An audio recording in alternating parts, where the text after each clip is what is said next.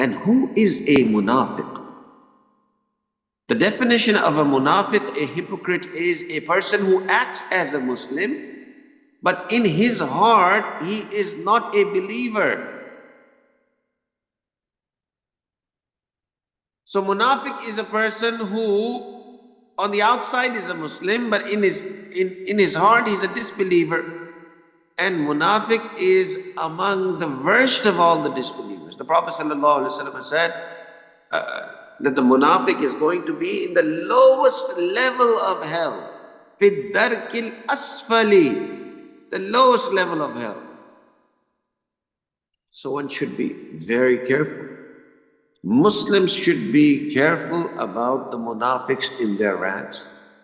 And a Muslim should also be careful that he should not only be a Muslim with his tongue, he should also be a Muslim with his heart.